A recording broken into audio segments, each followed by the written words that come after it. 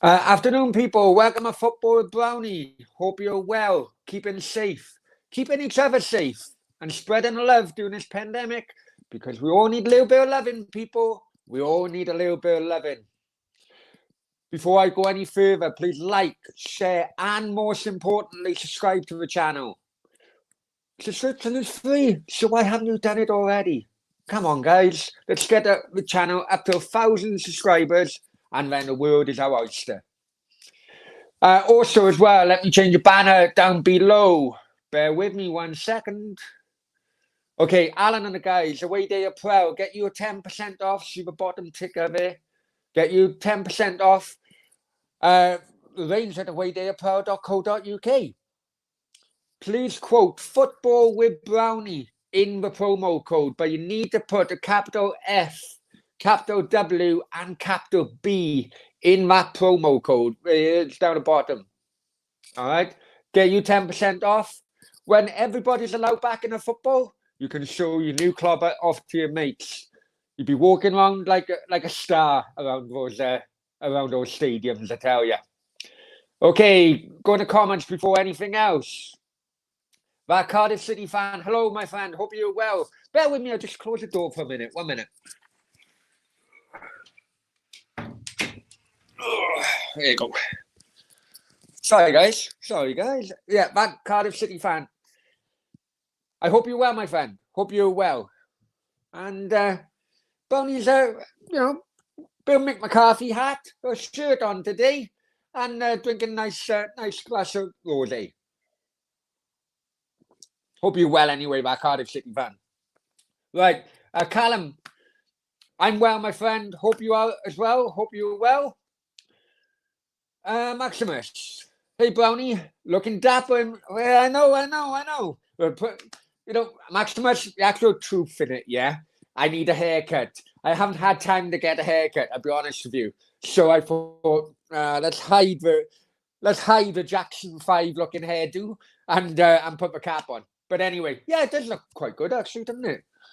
Does look quite good, especially with this shirt. There you go. Brownie's going up in the world. More subscribers, I can start wearing my bloody Prada again. That Cardiff City fan, I can make you laugh, yes or no? That Cardiff City fan, I know what you're doing. I love you to bits. Please don't, man. Please don't, because it destroys my chat because I'm doing it off my phone. Once I get back onto the laptop, then you can make us all laugh, yeah? I love you to bits, that Cardiff City fan, but honestly, the other day, done my head in. I did tell you that as well. Lily White Lane, great stream, lad. Thank you very much. Hey, we only 3 minutes into it. By the end of the stream, you may think otherwise, but many thanks anyway for coming in. West Ham unofficial. Hi, Jake. Hope you're well. I spoke to your dad yesterday, actually, and yeah, I told him about an announcement I can't really announce yet, and he thought it unbelievable. I will give you guys a little outlay, but I can't.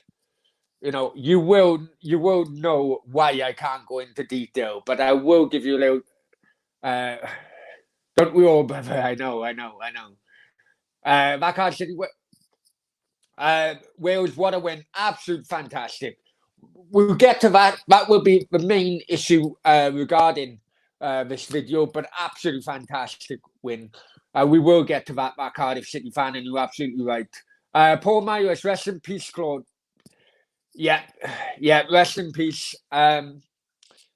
Unfortunately, we fell out, Paul, a few months ago. So I'm not going to be a hypocrite, but, I would not want anyone to, I wouldn't want anyone to lose their life in whatever circumstances. But you're absolutely right. You're absolutely right. And,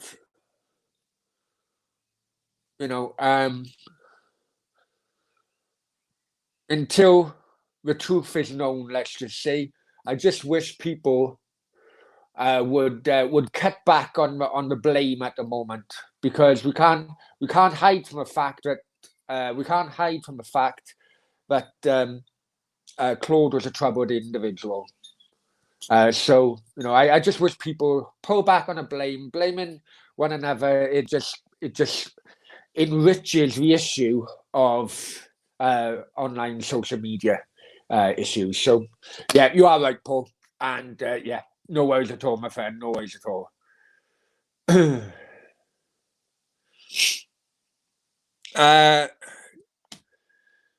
He did.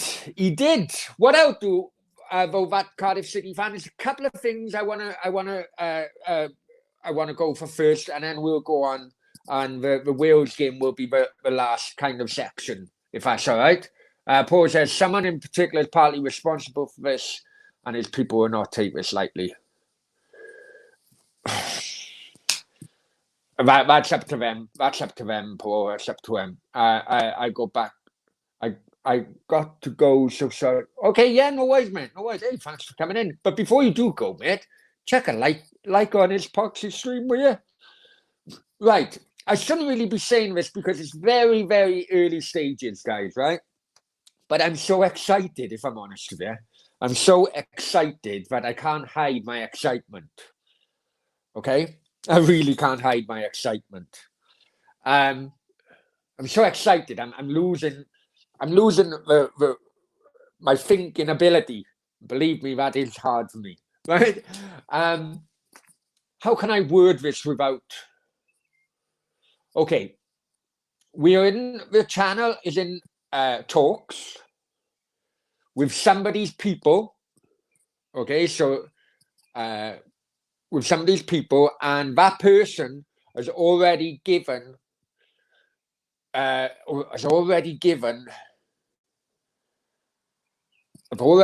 me a written agreement that he will come on to the channel. Okay.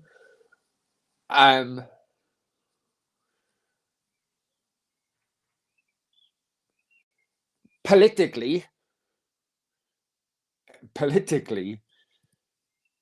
this is very high up individual. Okay. And he is a massive football fan. Right. At this moment in time, it will not be a live show, okay? Because the last thing I want is for people to come into the comments, distract this individual, and it would not be good for the interview. I mean, to be honest, I don't really want to call it an interview, but I'm someone of this guy's authority, I suppose, I would call it a casual podcast.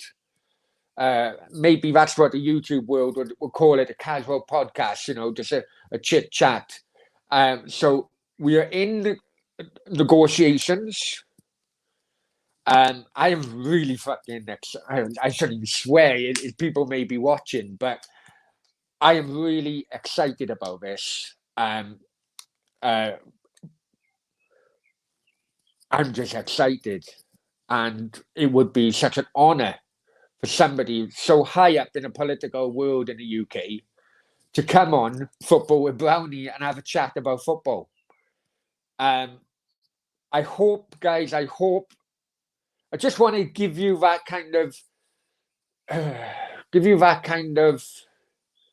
little bit of an intro of where this channel could be going, but it still needs your help, yeah? I apologize at this moment in time. I cannot reveal any names, dates, or anything because we're still in negotiations. But the negotiations are very, very positive. Just come off a phone to the gentleman's PA, and yeah, I come off a phone. I'll be honest with you. The moment I come off the phone, I started dancing in the garden. That is how proud and honoured I am, even to have the opportunity to speak to this person. So that's all I'm going to say about it right now, guys.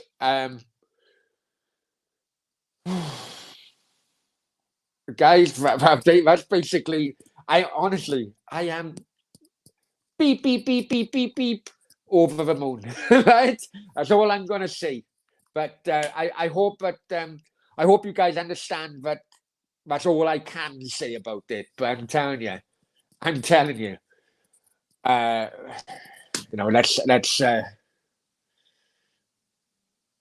let's go back in the chat because I know a few of you guys are commenting about what I've just said.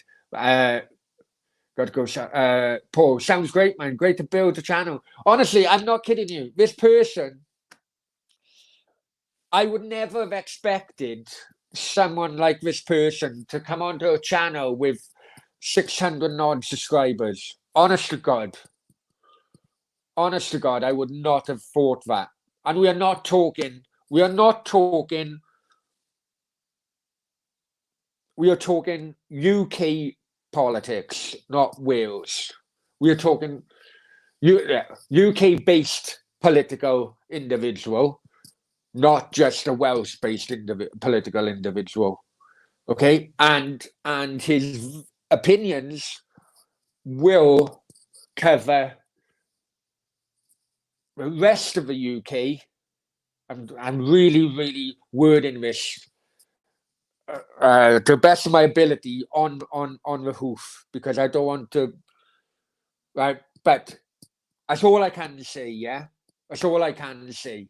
But I'm telling you, you guys, as part of the community, will be as pleased and honoured as I am. When the video goes out, it will be a recording. As I say, it will have to be a recording because all parties will probably need to give the recording the go ahead before I can drop it. But it's really positive, man. Hence the reason why I've just opened a bottle of rosé. I'll be honest with you. Jack, can't wait to hear Boris's opinion on VAR. Unfortunately, it's not Boris. Right? Unfortunately, it isn't Boris. Maybe in the future. But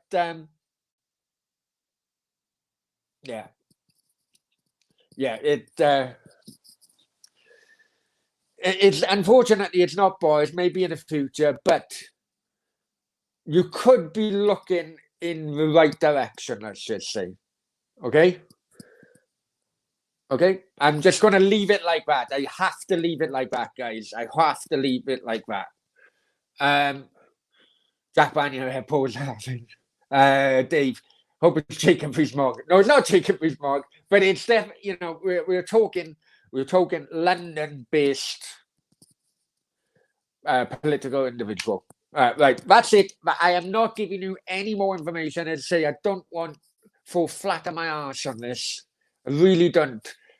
Because what I don't want to do is other YouTube channels jumping on it, and then this individual and his team will get inundated with other requests from other channels, and it'll kill my opportunity and this channel's opportunity. So please understand I will not be able to give any more information at this moment. Anyway, so right, what else we're talking about? Yes, another thing we're talking about is it's been released. Information's been released today. And before I go any further, there you go. While I've just mentioned that, guys, about the possible interview in a couple of weeks' time, please check out what's written below. Please. Right? I am doing this for you. And at the moment, I'm doing it for free, you bastards. Right? Anyway, going further is it's been released today how much money clubs have spent in the Premier League with agents and intermediaries. Right? Please note the total of 272 million. And I know this because I spoke to Steve actually before I went live regarding this. Unfortunately, he isn't able to join us. It would be good to have his insight on this particular section. And it was his words, really. It was his words that come out of it, and I agreed. It basically, the official number, which is 272 million, which have, let's be honest, gone out of football circle because that's the amount Premier League teams are paid agents and intermediaries, right? What that doesn't include, and I've worked in the agent field myself for Steve, and I can confirm this, so it's not allegedly. Well, I suppose, yeah, I will use the word allegedly because for legal reasons, but that 272 million does not include brown envelopes. I'm going to be completely open and honest with you. Me and Steve have been completely open and honest with you before with regarding, some of the transfers in which we were part of back over 10, 12 years ago now. So please take that 272 million figure as the lowest point, or the official figure, which is probably the lowest point. So what do you guys think of that? I mean, can football go without agents? From my experience, I don't think they can. I think agents are actually good for the game. And they definitely, in my experience, they're definitely good for some players. Okay? Because many people have mentioned this in some of my social media tweets today, is that in the past, Roy Keane just wanted to use his lawyer. Maybe Guy Neville didn't need anything at all. Yeah, that's all well and good for people like that. But not everyone has got, not every player has the business sense of Guy Neville. And with regarding agents, because agents look after a wide range of players, they know what the market value is, and they know what player X is receiving, so his players should be receiving the same, if not more. So I think on that respect, to get the best deal for his client, e.g. the player, I think that agents are actually good. Maybe not good for the game, but good for the players. Because, believe it or not, many players aren't up to... That's a sweeping statement what I was going to say. But many players aren't as business-minded as a Guy Neville. And they would need help in negotiations for contracts.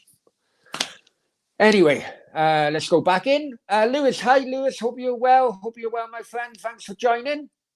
And the numbers are building up now. So, guys, please smash that like button. Please share. And if you're watching and haven't subscribed, come on, guys, subscribe. Let's build the channel. And Finn is back in. Hi, Finn. Hope you're well, my friend. And so what do you think? Guys, what do you think about the numbers of agents? I mean... No, there's some clubs who literally won't work with certain agents. And that is really to the detriment of their starting 11, really. Because if they won't work with certain agents, and that particular agent wants a player in which is very much needed in their team, then surely you just have to bite your lip, work with the agent to get that player. It's like a minefield. But honestly, me and Steve, sorry, me and you, I think I'm talking to Steve like this. But me and Steve went through it a little bit in the first show Steve done with me. And, after the show, we spoke off camera. And the show went on for like 3 hours or something. And we really didn't touch the surface on all the information we could give you regarding what the hell goes on within the football agent industry. Honestly. Leslie's in the house. Hi, Leslie. Hope you're well, and good afternoon to yourself. Good afternoon, good evening, good morning, wherever you are. Oh, yeah, before I go any further as well, tomorrow night is the first of a new kind of show in which I'm putting on to you guys, yeah? And we're kicking off now. It's going to be quite late, actually, because of the time differences. But so it's 11:30 here in Spain. It's 10:30 in the UK. And I'm actually going to be talking to someone who's based in Canada, in Toronto, Canada. So if you're listening to that in that area, it will be 5:30 in the evening in the Toronto, Canada area. Now, basically what it is, it's going to be called the World Football Show. You know, we all know football is a language, is a world language. You may visit a country, you may not know what the local language is. You bring a football out on a beach and everyone wants to play with it. That's the beauty of that's the beauty of football. Okay, so tomorrow night is going to be one show a week, really. So tomorrow night is going to be the first show of the World Football Show. Even if you don't really have much knowledge about the game worldwide, I hope that this kind of show would educate. Basically, the idea is of talking about. Yeah, all right. Hang on, one second, guys. Going to have to go off camera for a sec. 1 sec.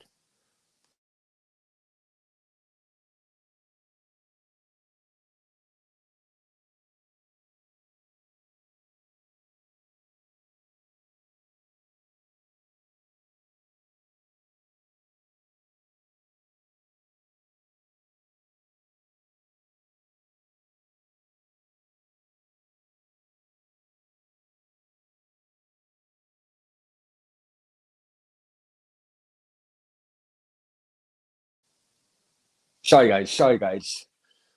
Mrs. Putin come into the room, man. Anyway, right. Basically, show tomorrow night. It's the first of the World Football shows. The idea is one show a week, hopefully on a Thursday, is to have a guest on, do a podcast, a guest on for who kind of has knowledge within football of a particular country. Okay, now Philippe, the guest tomorrow, lovely guy called Philippe, who, although he's based in Canada, he focuses on Romanian football. Basically, we started talking when I released one of the uploads where Romania beat Wales 5-1 back in the early 90s.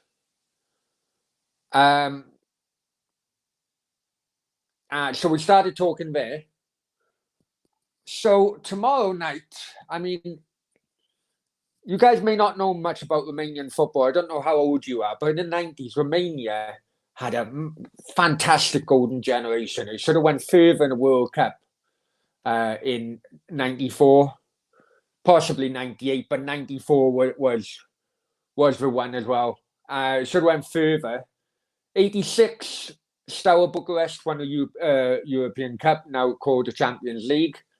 But yeah, we're gonna have a deeper look into Romanian football tomorrow night.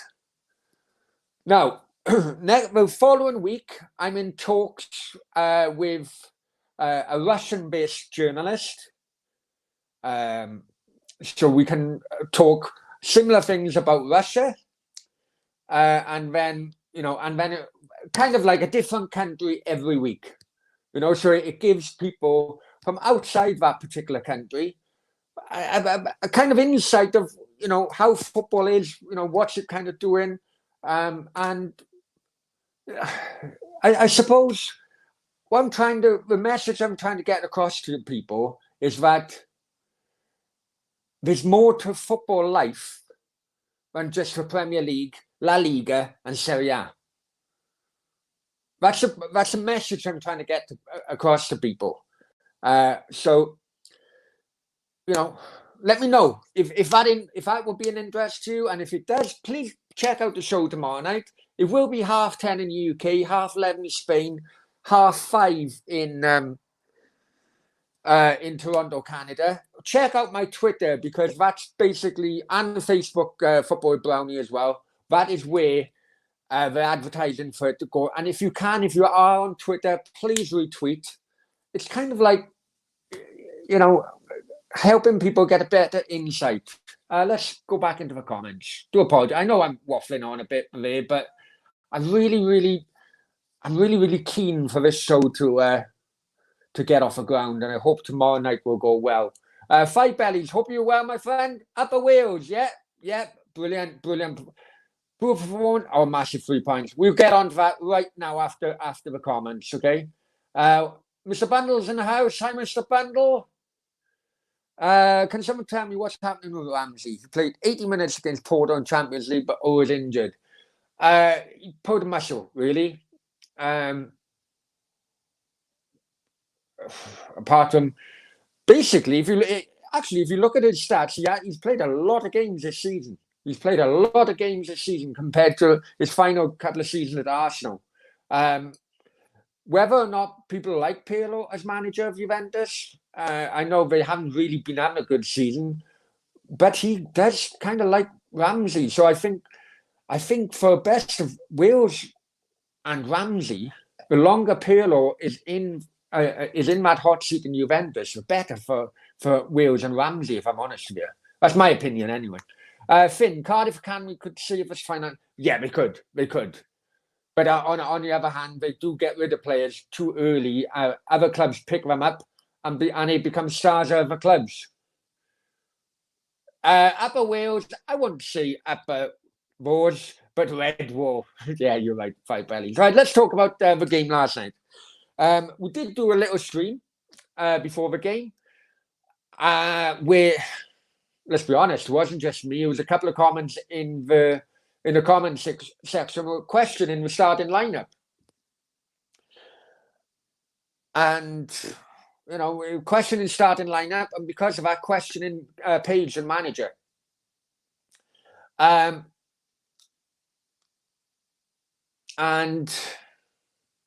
I have to be honest, performance aside, that 3 points is absolutely godsend to Wales's hopes of qualifying. In my opinion, what Wales and the Czech Republic need, well, maybe not the Czech Republic now, but definitely what Wales needed was Belgium to run away with that group and get the first place, beat everybody in a group, get that over and done with. Unfortunately, they come short in Prague. So Czech Republic gained a point when they drew with them in Prague. Which then meant that our game against the Czech Republic, I said this last night, it wasn't a must-win. It wasn't a must-win, but it was definitely a must-not-lose. And first of all, I have to take my hats off to the Welsh defender. Now, there's an old saying in football, which is, you build from the back. Now, I'm gonna say this, but I know it's generalization. Yeah, I said it right. And it could come across as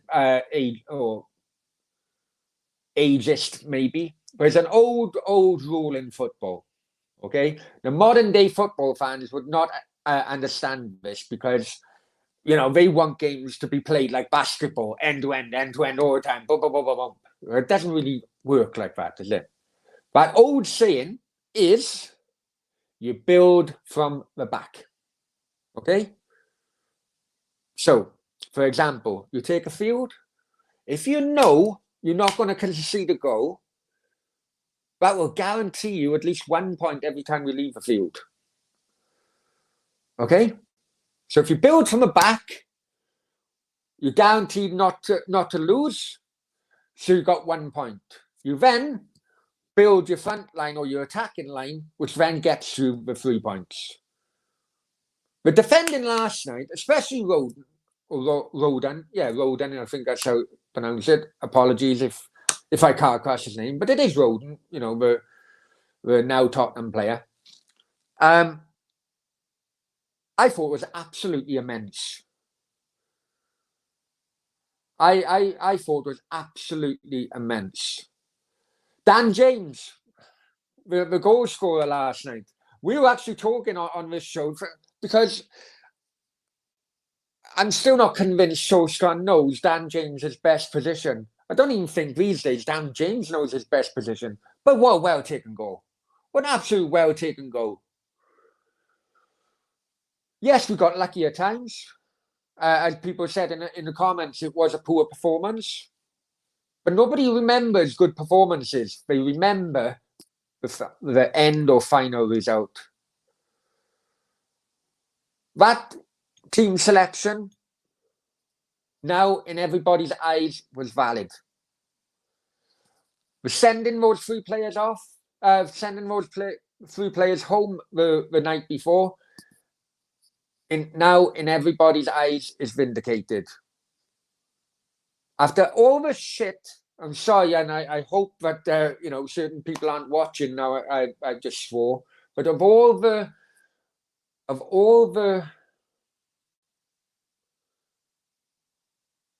unnecessary attention which has been going on from inside Welsh FA headquarters or inside the Welsh training camp, all the unnecessary attention which has been going on in recent weeks, to pull that result out of a hat. I am not kidding you. I'm not kidding you. I rate it almost, and I say almost, as good a result as the Belgium home in the qualifiers to go to the... And that is a big... Anyone who remembers that Belgium result, that is a big statement for me to make. Because it's not just a result, it's getting over the number of hurdles before the game which that team or that squad as a unit had to get over. And I'm not kidding you. I, for one, am absolutely impressed. Every single one of them. Even like the kitman, Di Griffiths, if he's still there, and if he's ever watching this, hope you well, Di. Right? But from absolute, as a unit, how they managed to get that result and claim the 3 points is breathtaking. And I'm honoured to be Welsh after that result last night. Absolutely honoured to be Welsh. Right, let's go back in the comments. Jonathan Porter. Hi, Jonathan. Hope you're well. Brownie, fans need to look at history of the game. Absolutely. That's the main priority of this channel, Jonathan. Because, as I always say, if you don't know the history, how can you change your future? And that goes for football, with politics, with everything else. Hang on. The likes of Anderlecht, Stour, Benfica, Ajax are huge, absolutely huge clubs. Fans often ignore pre-Premier. Absolutely. And that's why I want to bring in this show tomorrow, and I hope you can join us and other people join us as well. We will be focusing on a different country every week, and for people to have a wider understanding of what is a world game, which is football.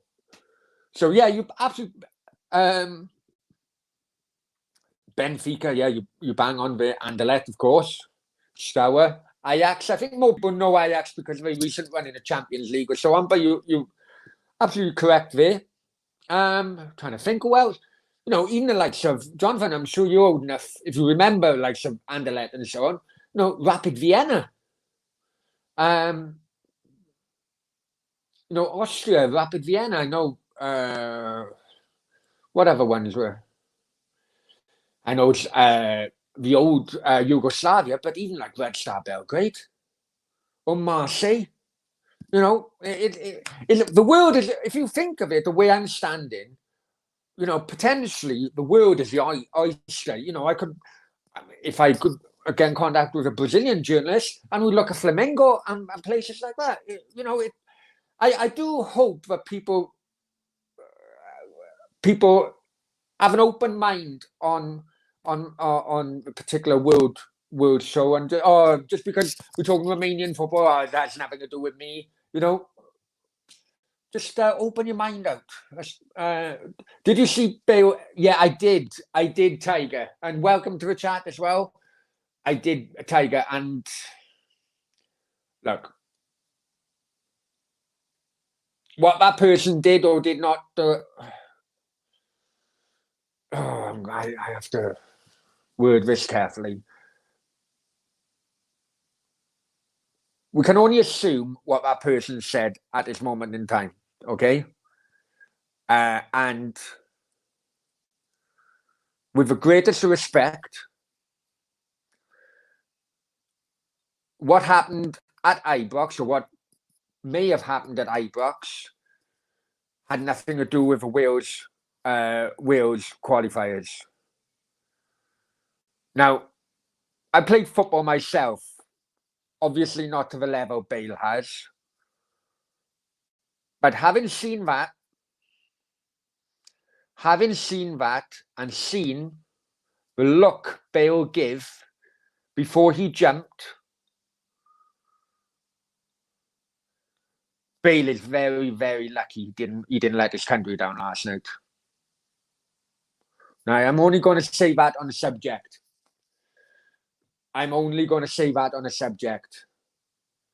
Because I don't know whether or not UEFA could then look into television replays and so on. But in my opinion, yes, it was the same player who was involved. Granted, take it on board.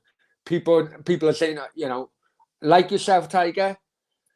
But I'm solely focusing on, my country's qualifier for the World Cup. And after looking at the replays, the only thing I can think of saying is Bale is very, very lucky he didn't let us down last night, because he knew, in my opinion, he knew what he was doing. What do you think? Do you guys think of a different opinion? And, yes, I'm over the moon we had the result. I'm over the moon, but as Tiger brought it up, let me tell you guys think. Tell me what you guys think. Leslie, not great performance, but good 3 points. That's exactly how it is. And a massive 3 points. Absolutely massive 3 points.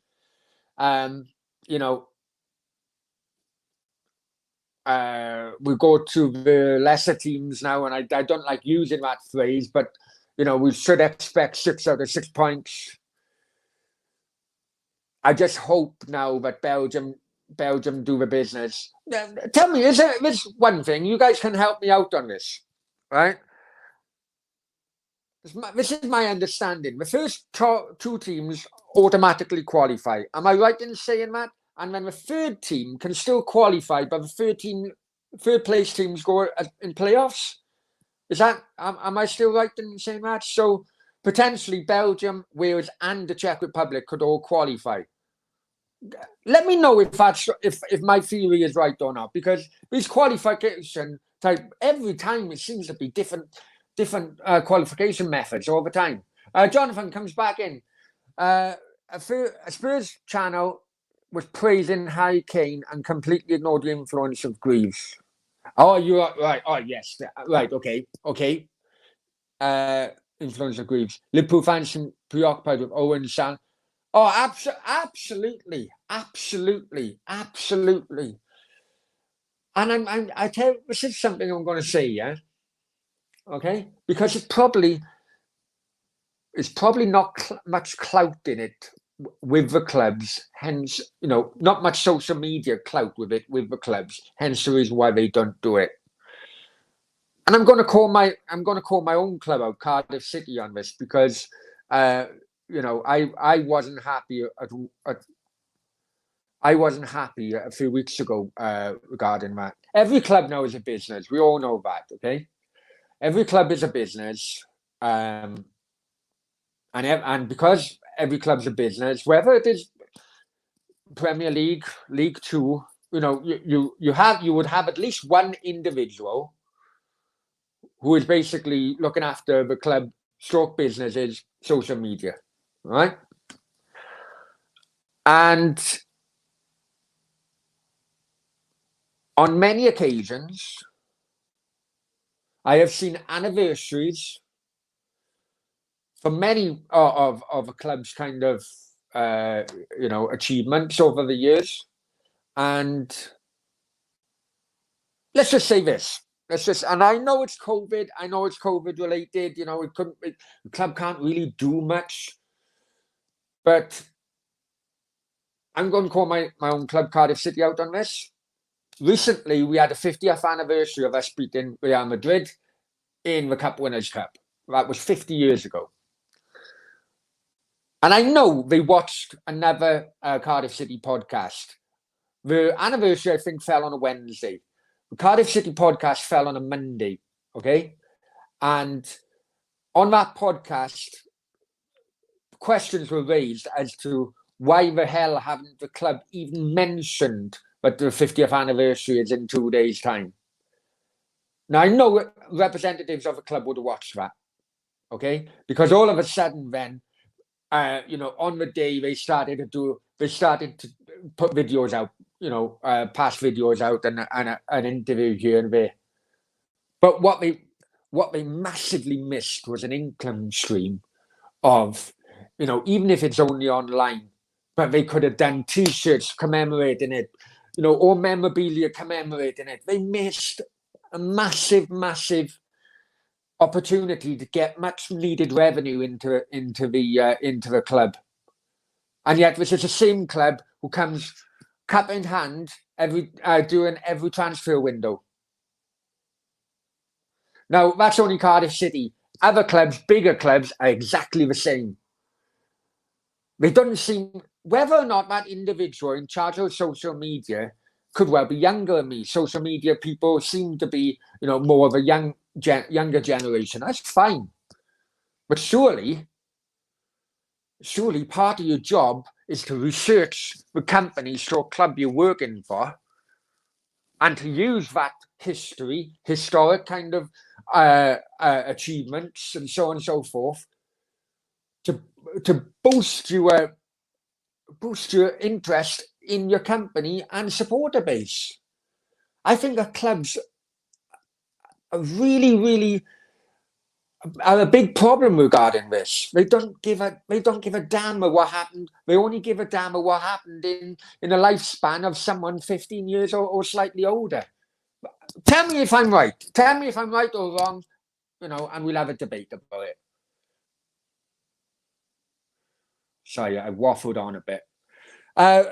Thoughts on Volk's not being involved in a squad? Yesterday, I'll be honest with you, and welcome to the stream. Right now, I got a lisp, so I'm really going to destroy this name. But Gwilt's Food Reviews 2.0. Welcome to the stream, my friend, and please subscribe. I haven't seen you in the chat before. Before the game last night, people would have said that I was puzzled. I definitely was puzzled when the three got sent home. I thought, well, he lives locally, just, getting up to a Vale. So I was puzzled. Now, after the result, we can't say anything else than everything Page had done is justified. Because that's all we wanted was the 3 points. I don't know. You come back to me. San Etienne, yeah, that's another one where Platini played.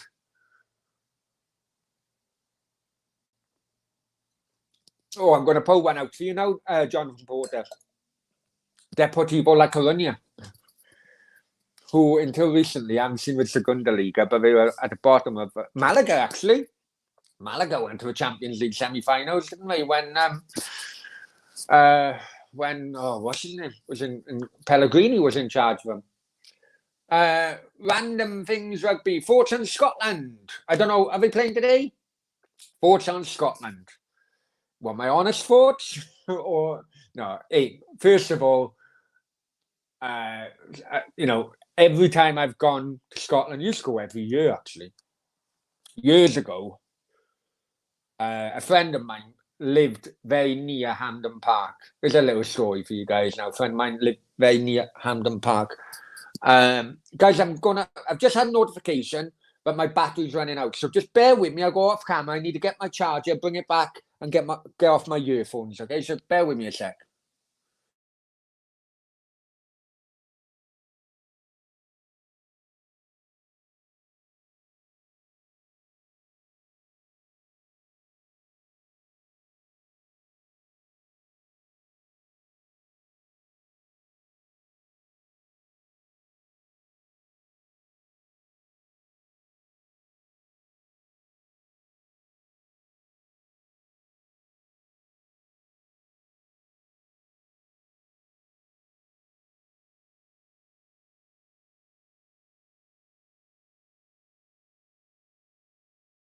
Right, guys, double check.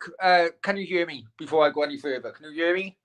Let me know in the chat box, and then I'll get on with telling you my little story about Hampden Park all them years ago. So let me know in the comments whether or not you can hear me.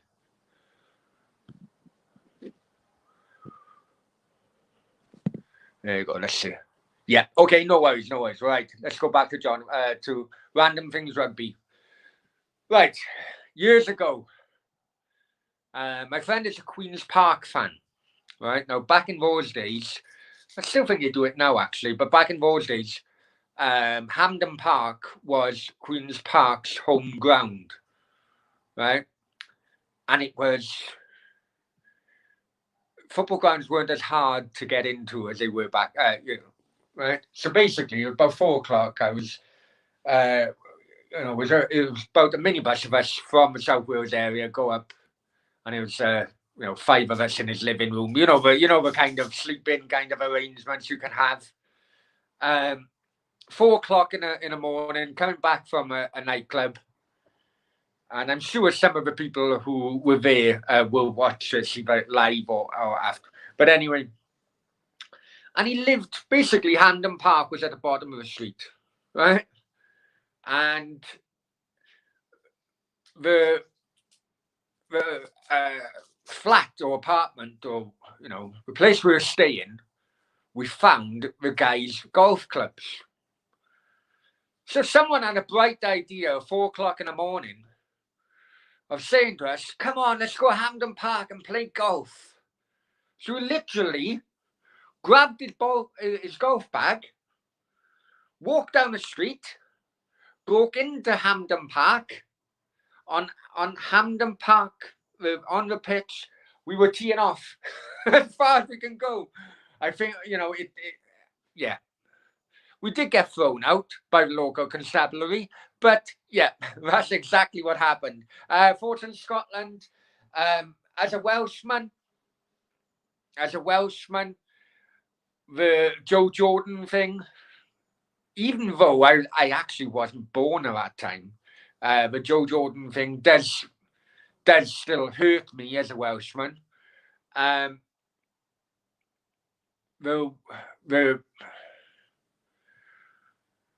The 1985 Ninian Park. Also, I'll tell you about that another time, but yeah. But if I'm honest with you, I do think major tournaments are missing out when Scotland doesn't and the Tartan Army don't turn up. I think the last one was 98, wasn't it? And you had the opening game against Brazil. But the Tartan Army, just very similar to Holland, you know, and their supporters. I think the Tartan Army do bring some kind of colour to tournaments, and it is a shame. It is a shame. So yeah, that's my thoughts. Scottish football as a whole, it's going downhill, isn't it? You know, it's going downhill.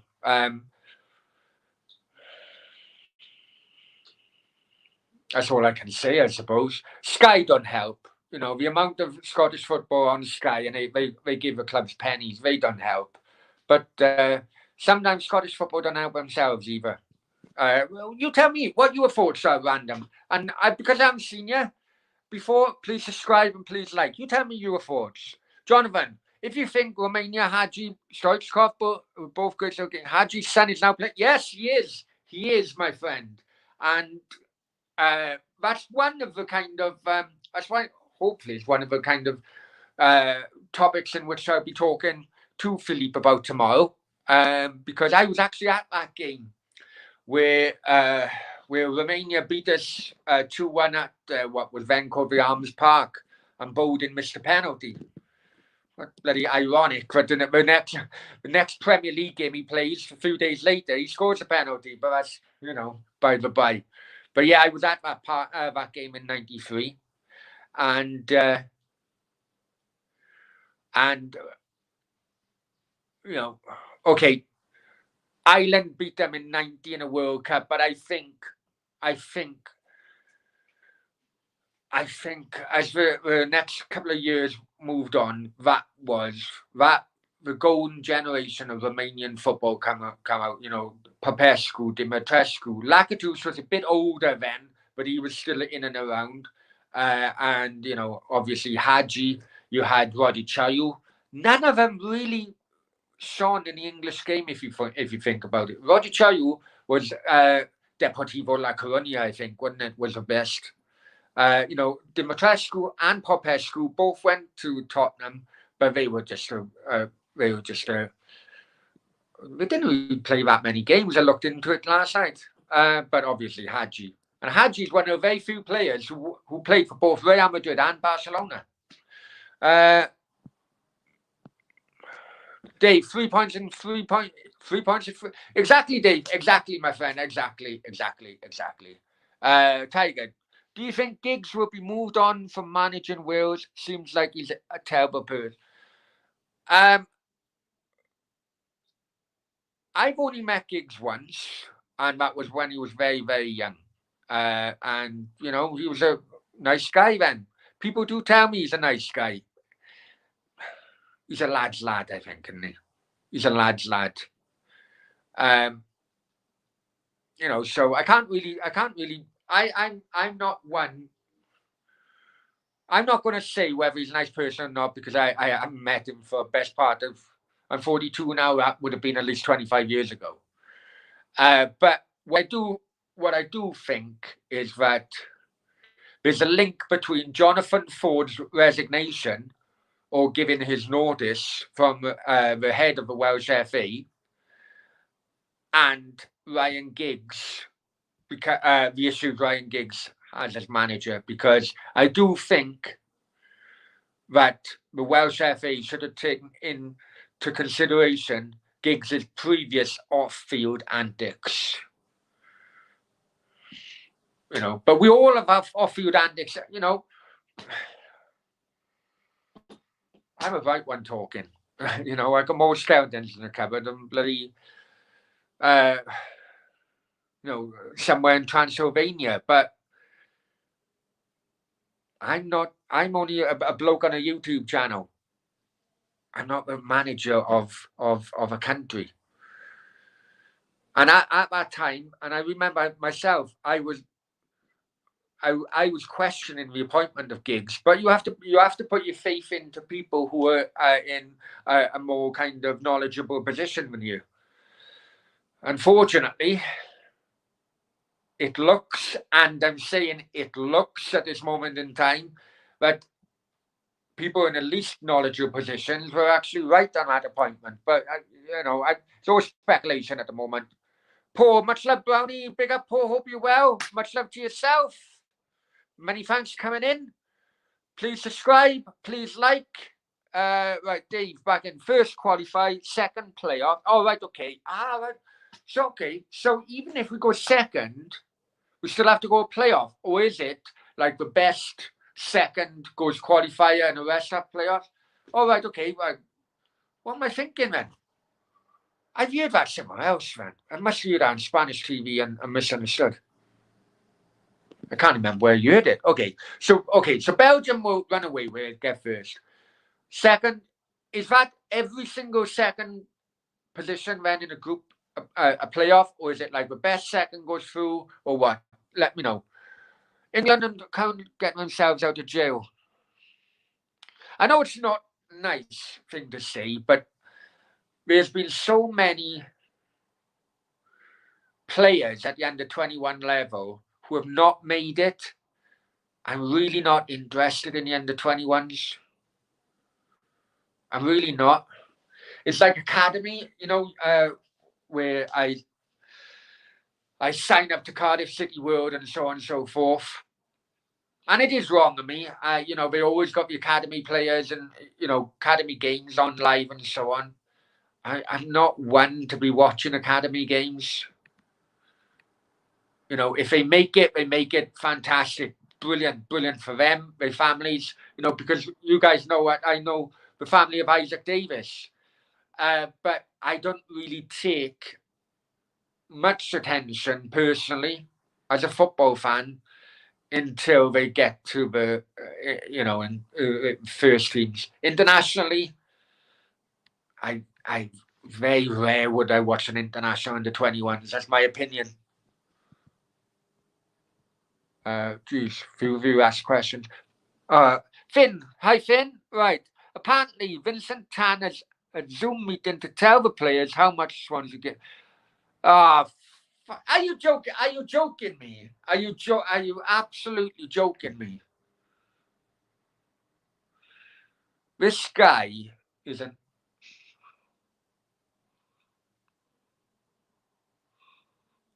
Finn, are you winding me up now before I go on an absolute rant? Let me know if you're winding me up. Guys, others in the chat who may know the similar kind of thing, let me know. Finn, I love you to bits. This isn't a wind up, is it? Tiger says yes. Jonathan Porter. Depot were a great side, yeah, they were. As for Valencia and Villarreal, yeah. That Valencia Champions League final, 2000 and, well, I was living in Vietnam then. 2000, wasn't it? Champions League final against Real Madrid. Steve McManaman scored. Right, I tell you, Vietnam was not the Vietnam it is now. It was no holiday destination. It was one flight in, one flight out of the whole country, one flight per day. Right? You pick a phone up, you'd always have someone listening. Years ago, people my age would know. If you had a phone upstairs and a phone downstairs, a landline, and your girlfriend, you're a teenager, and your girlfriend from school will give you a call. And you say, "Oh, Mum, Dad, take a call upstairs." Yeah, okay. Pick a call up, start talking, and like your dad would always be on a wind up, so you pick a phone up downstairs, but you can hear him picking a phone up downstairs. So it's that kind of control. It really was control with around surrounding non-Vietnamese people living in Vietnam at that time. Anyway, I'm digressing a bit. I watched Real Madrid, Valencia, Champions League 3-0 Real Madrid, and it was one TV in the whole Vietnamese village I was staying in. And the whole village crowded round this one TV. It was incredible. It was absolutely incredible. And forget about the score. Forget about McManaman scoring as well, because at the time, there's hardly any British players playing at that kind of level. It was the experience of being one of a whole village in Vietnam crowded around a little TV to watch that Champions League final. I never forget it. But you're definitely right, Jonathan Porter. Deportivo La Coruña were a great team. And also as well, if anyone has a couple of minutes, check out Deportivo La Coruña's ground on an aerial view, okay? Because the area is right by the sea as well. It's a beautiful, beautiful landscape, I suppose, and I do like that, as you guys know. Tournament in Edinburgh, probably. Tournament in Edinburgh, probably.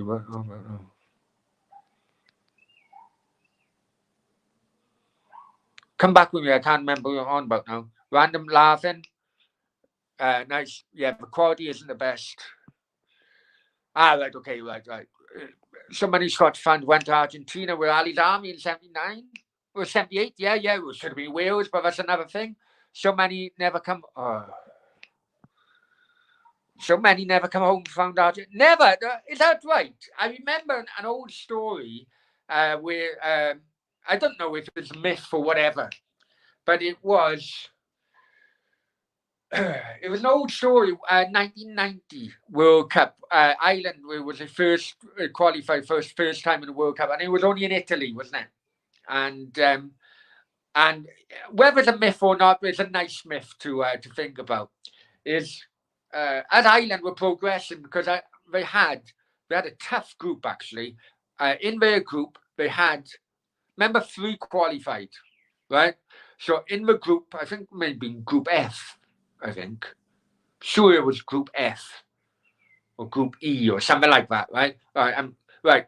You had Ireland, England, Holland, which had Van Basten and Hullet, and Egypt, right? Right. So you had that.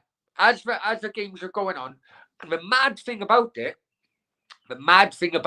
right? I've been to the final round of games. Every result was a draw. Right? Every result was a draw. So on a final round of games, any team could have qualified. Right? Holland and Ireland drew. England beat Egypt. So that meant England top. Holland and Ireland had 1 point more than Egypt. So they had to pick out a hat which team finished second and which team finished third. So as the group was progressing and the World Cup was progressing, now the myth is that at Dublin Airport, there were so many abandoned taxis at Dublin Airport, right? Basically, you had taxi drivers taking people to the airport because they were going out to watch the World Cup, and then all of a sudden they're convincing the taxi drivers, and taxi drivers just abandon their cars, go to the cash point, get loads of money out, buy a ticket, and they're gone. Now, whether or not, apparently there were thousands, hundreds, maybe not thousands, but hundreds of taxi drivers just abandoned in the airport as Ireland was progressing for a World Cup. And then what happened? Ireland was picked out of a hat to finish second. Holland were picked out of a hat to finish third. Ireland then, in the next round, played Romania, which they beat on penalties. And then Holland, in the next round, played Germany. And for people who remember it, it was in Milan, where Rijkaard and Vuller was both sent off because Rijkaard spat at Rudi Voller. Anyway, I'm digressing, but if that is right, Jonathan, many of the Scottish people or Scottish fans found Argentinian wives. It's very similar to the Irish story of so many abandoned taxi drivers in Dublin Airport. Whether or not that is true, I don't know. As the Euros has been expanded, I'm quite sure some second place. Yeah, I thought that. Welcome Cheddars as well. Guys, if you're leaving, chuck a like, please. Subscribe as well. And if you're watching on Facebook, come over to YouTube because we need subscribers on YouTube. Dave. Hi, Dave. Second best going to second place go to playoffs. They do it on goal. Hang on. Best second place go to the playoffs. They do it on goal difference. What? So hang on. So are we saying now no second place goes automatic, or the best second places go automatic? Maybe it's just a wine is hitting me. Tiger, England just conceded. Now go out, okay? Finn, no, I'm not. Oh yeah. I did ask now. Okay, hang on. What did Finn say? Sorry, Finn. He said about Vincent Tan, didn't he? Sorry, Finn. Listen. You know I love you to bits. Right, here it goes. Finn. Apparently, Vincent Tan had a Zoom meeting to tell the players how much Swansea game meant to the fans. I am absolutely stunned this has happened. I can't wait to get Dan on this. He would probably know more than me because I'm based over here. How dare Vincent Tan even attempt to do something? I wouldn't say sinister. That is wrong. That is wrong of me. How dare Vincent Tan attempt to be the mouthpiece of the fans after what he has done with the fans? I'm trying not to be a ranty person here because I want to be a ranty person, but just in case people are watching, because what I've announced earlier on in the video. But Vincent Tan pushed me as a fan so much that I thought I had no other option than to personally boycott watching the club I loved, I still love, and attended games. My first game was 1986. No, sorry, 1987. How dare Vincent Tan even attempt to be the mouthpiece of the fans to the players? He's completely out of order there. He's completely out of order. And if by off chance Vincent Tan or people at the club are watching this, or maybe watching the recording later and playing it back, Vincent Tan, you need to take a big, hard look at yourself in the mirror. Because even though you turned us back blue, the moment you turned our club from blue to red,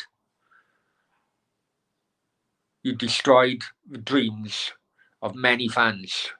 Me being one of them, because even though Cardiff have since been promoted twice to the Premier League, because of you, my friend, and my feelings against you after that move, I have never personally witnessed the team I love play a single Premier League game. And I would not go back until you are no longer at the helm of my club.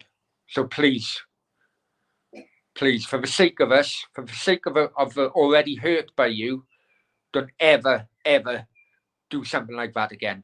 The players know exactly how important they are, and the manager knows how important that game against Swansea was. That's all I'm going to say. I'm getting myself wound up inside.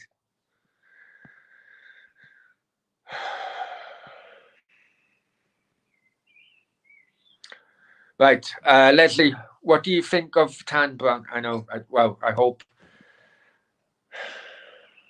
I'm fuming. I'm really fuming now. I'm really fuming. I try not to be ranty. If I didn't have the news, what I've mentioned on. If I didn't have the news I recently had before this video started, I probably would have done ranty. I'm really biting my lip at the moment. Okay. Jonathan, back in the house. Hi, Jonathan. England and 21s are out. Okay. All right. Yeah, no worries. Yeah. I'd say, Jonathan, so many players have played under 21 level and you never hear from them again. I'm just only talking about my personal preference. What... I mean, other fans, I know more dedicated fans watch every single game. You know, the academy, the under 18s. You know, I just haven't really. I've never taken an interest. I can't really say as I'm getting older and work related. You know, I haven't got time. That would be a lie. Even when I had loads of time, it never really attracted me as a football fan. And I apologise if I offended anyone with that. Jonathan, I would say changing a kit colour was the most shocking thing any owner had done at any club. Absolutely, absolutely, absolutely, absolutely, absolutely, absolutely. And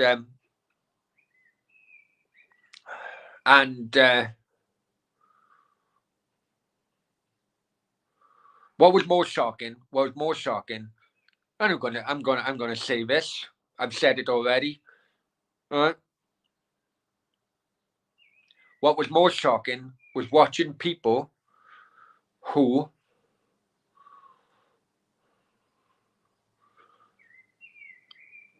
what was more shocking was watching people who you gone who, you know, your friends or were previous friends who you gone to the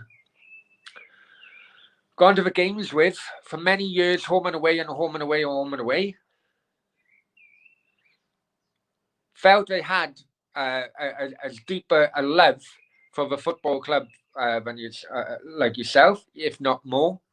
What was more shocking was watching them bend over and allowing Tan to do that to them. Again, I'm choosing my words, but I think, you know, just because they wanted the dream of Premier League football. Nah, not for me. Not for me. I'd rather not. Jonathan Porter. I like looking at the under 21s. Okay, that's fair. Hey, it's all about personal preference and see how they're getting on. Yeah, no, I agree. I understand what you mean.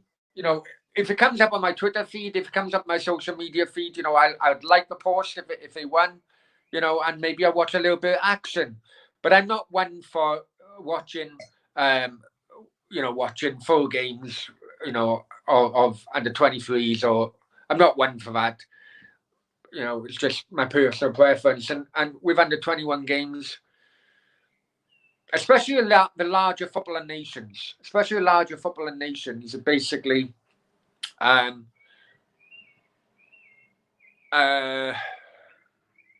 is that they've got such a pot of players to choose from. Many players who hit the under 21 level, you never hear from them again.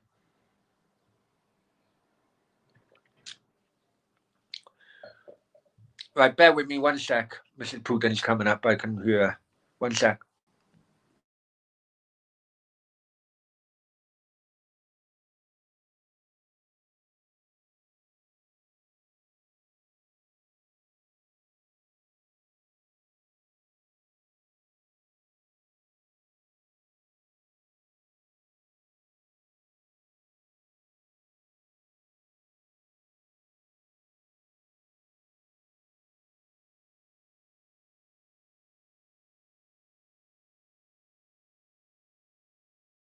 All right, I'm back. I knew she wants something. De Niro, money. Say nothing. Right, okay. Jonathan Porter, you like Brownie. You can't sell your club's soul for a short-term gain. Some things are more important. It's exactly my point of view. Don't know if you know this, Jonathan. I have said it a few times. I don't know if you knew this, but before the actual, well, during the kind of debate of whether or not Vincent Tan should change Cardiff City from blue to red, because there was a debate going on. What happened? There you go. Just in case. I get a knock on the door. Please donate. That'll be my funeral fund. But anyway, yeah. What happened was Sam Aman, who was the previous owner, called a selection of fans into into a meeting, which was in a social club. I'm just going to say a social club near a football club at the time, and he appealed. And I'm going to say it, both of them. But he appealed. It was around about 30 of us in the ground in this meeting, and he appealed to people because some of them were influential. So some of them may have.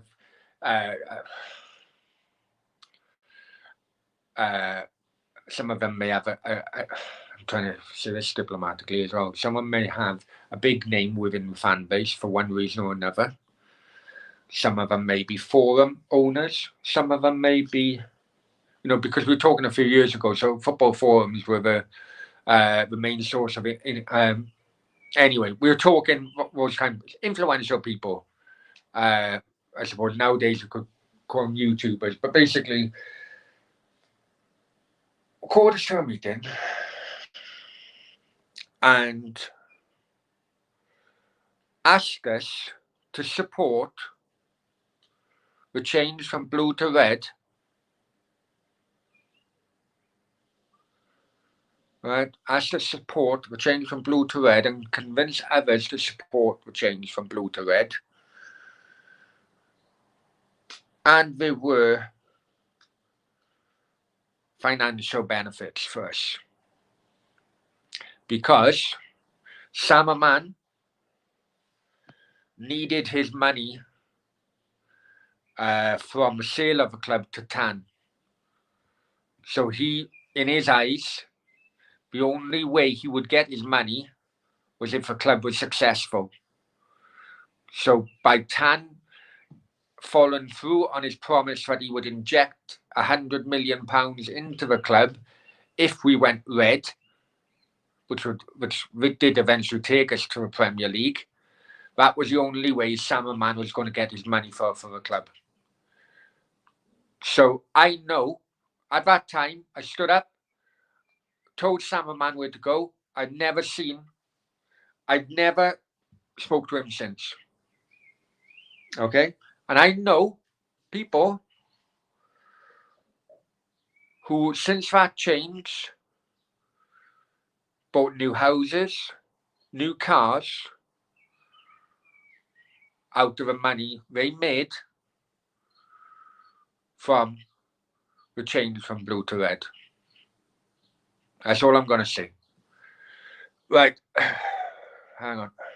I've said it before, so it's not... right.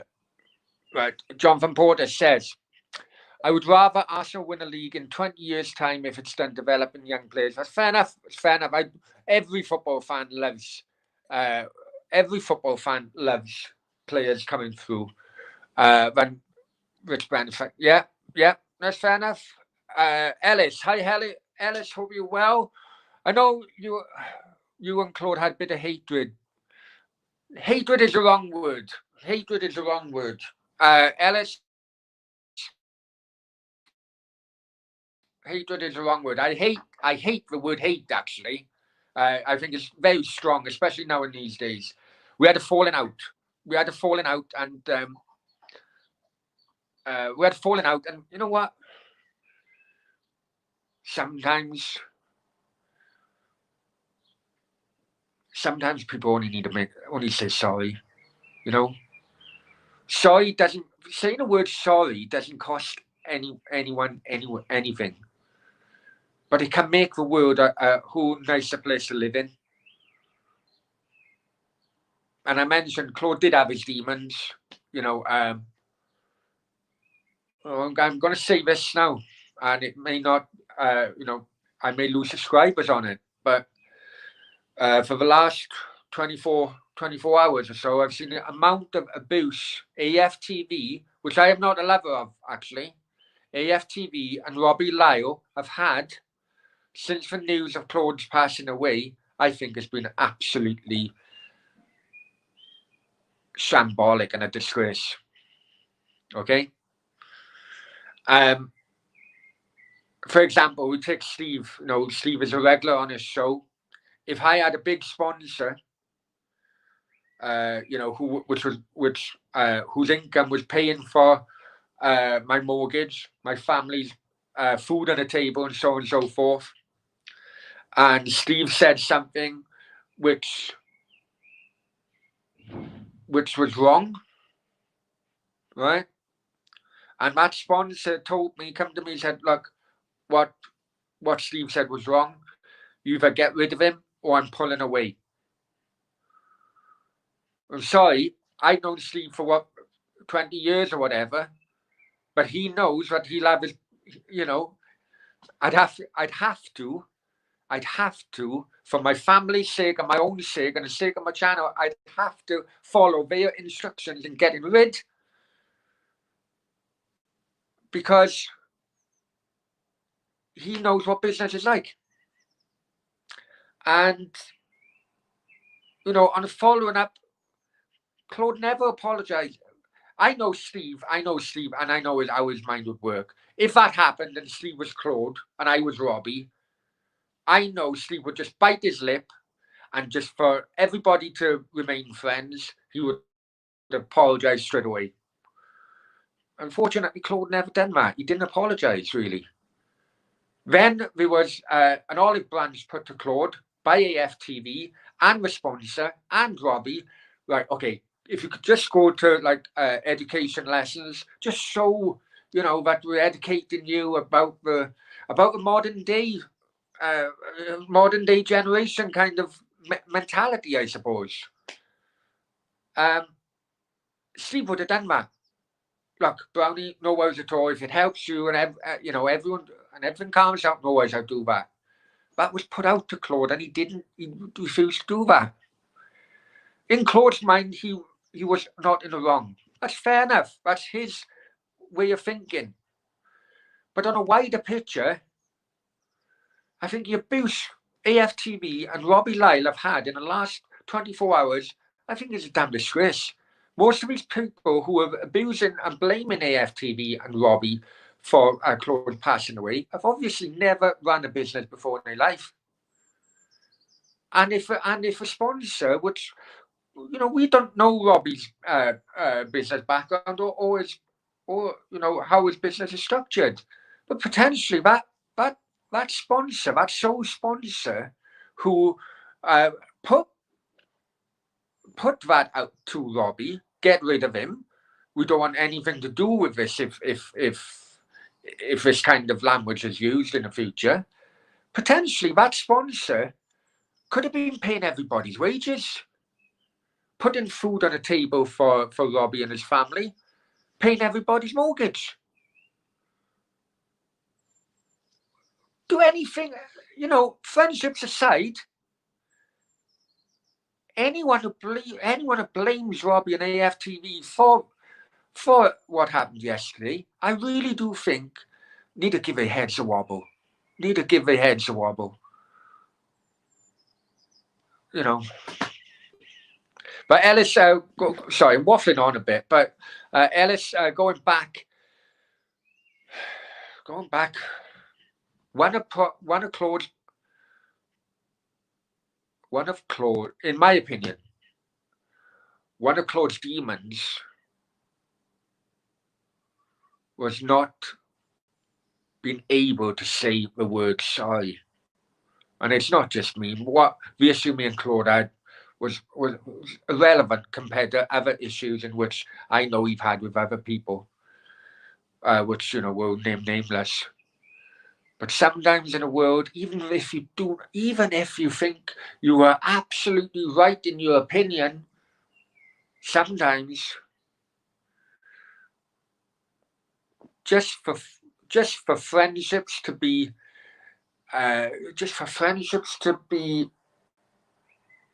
kept in place, or just for working relationships to be kept in place, sometimes you just need to say sorry, even if you think you have got nothing to say sorry about. And that is what I do think was one of Claude's demons. And maybe may he rest in peace. May he rest in peace. And a big shout out would have to go to for what I can gather going on AFTV's video yesterday. Big shout out has to go out to Helen, who is a landlord and is a very good friend. Because for what I could gather, Helen was the one who found Claude, and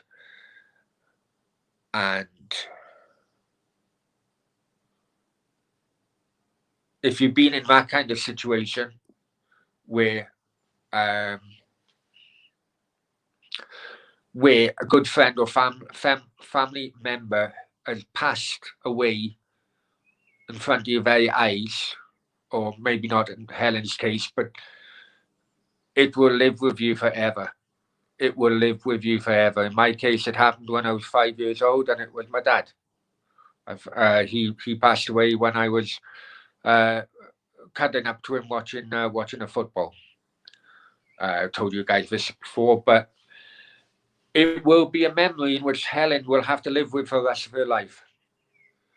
So my thoughts and prayers also go to Helen as well, and I hope that she can get over it, because they did seem very, very close friends. Leslie comes back. Cardiff City lost a lot of fans. Absolutely they did. Absolutely they did. When Cardiff showed John... Oh, right, sorry. Leslie, come back. Cardiff City lost a lot of fans when Cardiff showed John Tarshak, Liverpool, Nathan Blake, Sheffield United. Oh, yeah. I was too young for Cardiff with John Tarshak, but I know what you mean. But in them days, it didn't have like transfer windows, did they? But Cardiff would have been promoted if they didn't. Nathan Blake, Sheffield United, different type of story. When Tarshak went to Liverpool, Cardiff were in the old Division 1, which is now Division 2, which is now the Championship. So, they had the opportunity to get to the top tier. And then they basically sold out the opportunity again to the top tier to get some money in for Tarshak. Nathan Blake, completely different kettle of fish, in my opinion. Again, there was no transfer window, but they needed the money. I wish he stayed for a month or two until the end of the cup run, but at the time they needed the money. They were in Division 4, which is now League 2, if I'm right, or maybe Division 3, which is now League 1. Anyway, they were at that level and they needed the money. Cardiff City at that time were hemorrhaging money, and they needed the money for Blake. So at the time, Sheffield United played a very good price for him.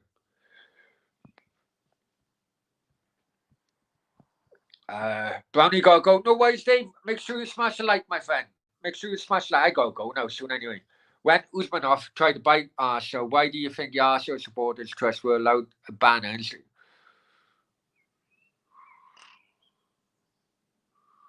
Oh yeah, exactly. At that point, Jonathan, the problem was you had the boardroom battle was between Kroenkes and Usmanov. I think Usmanov actually put an olive branch out. Say, okay, no worries. If you don't want me to take over, if you don't want me to buy, then let's go basically 50-50, and we both can make Arsenal good. Kroenke then turned around, because at the end of the day, these are not football fans. I think Usmanov is quite a little football fan, but I don't think the Kroenkes are. They're just there for business, like the bloody United owners. So if business is profitable, bringing you in money, or why would you sell? But Usmanov now is going to change his focus now on Everton, and they look going the right way finally. Jonathan Bourne, yeah, they did, and he refused. Yes, that's right. Robbie was the one Helen who works with AFT put with that. Yeah, at the end. Absolutely, Jonathan. Absolutely. I don't really think it's a time, if I'm honest with you, but people are asking questions. You know, absolutely. I said this in a tweet yesterday, and I thought, oh, maybe the timing is wrong, maybe the timing is wrong. But then I was seeing tweet after tweet after tweet of just basically abuse towards Robbie and AFTV. And it was wrong. Hi, Matthew. Hope you're well. Hope you're well. And he says, lucky win last night. Yeah, it was Matthew, but 3 points is 3 points. But the win, yeah, exactly. Right, guys, been an hour and a half. I only expected it half an hour. You guys are very lucky, in my opinion, I'll be honest with you. But listen, if you only just joined in, please watch, back on record, because there is some part announcement in which I hope the regulars would be very proud and honoured, in which I said. And please, tomorrow night is the start of a new show. I know it could be late, wherever you are in the world, but please watch it on playback or whatever. It's going to be called World Football Show, and basically it'd be a show a week, and it'd be a focusing on a different country per week. So please show your support on that. I really, really would like your support in the chat, especially Jonathan. Jonathan seems to know his history as well. I'm not putting anyone else down, but definitely when you mentioned Stour. But yeah, it'd be great to have everybody in the chat tomorrow. I really want your support, because I really do think that it would be good for football YouTubers to be more open-minded when it comes to football, because so many are just focusing on the big leagues, and that's not the right way to go in football. Some of these teams, some of these countries need additional interest, and I hope shows like this tomorrow. Next week it'll be Russia. We'll be focusing on Russia, and I hope that it comes across as good a show as what I'm thinking it will. But that can only happen with your help. So I'll leave it like that. Guys, please like, share, subscribe. Come on, it's a race to 1,000. Love you all. Hasta luego.